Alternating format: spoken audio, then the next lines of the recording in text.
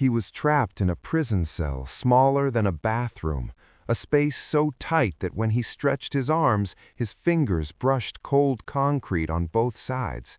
The ceiling hung low, pressing down on his breath, and the air smelled of damped stone and rusted iron. There was no window, only a narrow slit high above, just enough to remind him that the world still existed somewhere beyond these walls. At first, time attacked him. Minutes felt like hours, hours like days. His mind screamed louder than his body.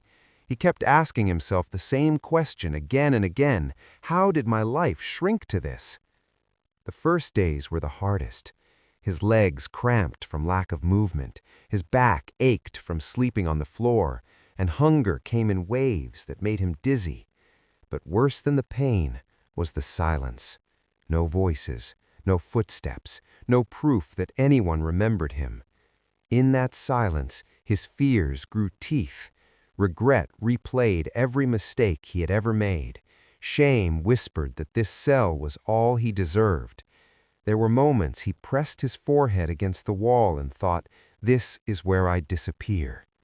But something strange happened after the breaking point. When the mind has nowhere to run, it turns inward.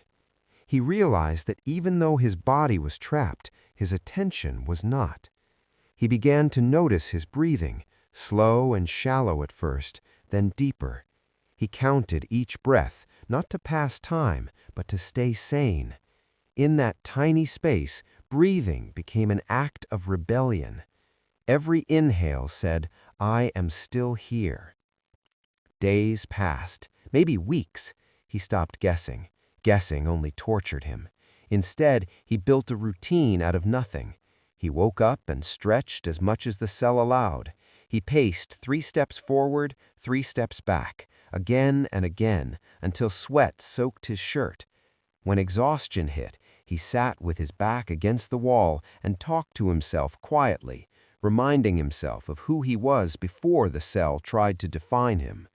He replayed memories of strength, not comfort, moments when he had survived things he once thought impossible. There were nights when despair returned like a storm. The darkness felt heavier than the walls. His thoughts told him to give up, to let his mind go numb.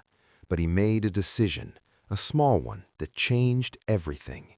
He decided that no matter how small the cell was, it would not be allowed to shrink his identity. He could not control the door, the guards, or the length of his sentence, but he could control his response.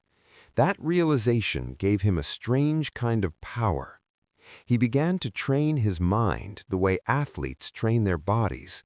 When fear appeared, he observed it instead of fighting it. When anger rose, he let it burn without letting it consume him. He visualized himself walking freely, not as an escape fantasy, but as a reminder of direction. Each day he told himself one sentence: "This is not the end of my story." At first it felt empty. Over time it became solid. His body grew thinner, but his awareness grew stronger. He learned patience the hard way. He learned that suffering does not automatically make you weak. Resisting suffering without understanding does.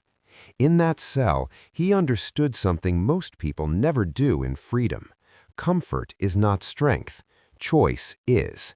Even in a space smaller than a bathroom, he still had choices, and those choices shaped who he was becoming. When the day finally came that the door opened, the light hurt his eyes. His legs shook as he stood, unused to open space. To anyone watching, he looked broken, fragile, defeated.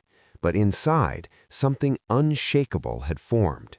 The cell had taken his comfort, his privacy, his sense of time, but it failed to take his will. He walked out carrying scars no one could see and lessons no one could teach in comfort. He learned that the human spirit is not measured by space, but by meaning. And even though that prison cell was smaller than a bathroom, it became the place where he discovered the one freedom no wall can touch: mastery over his own mind.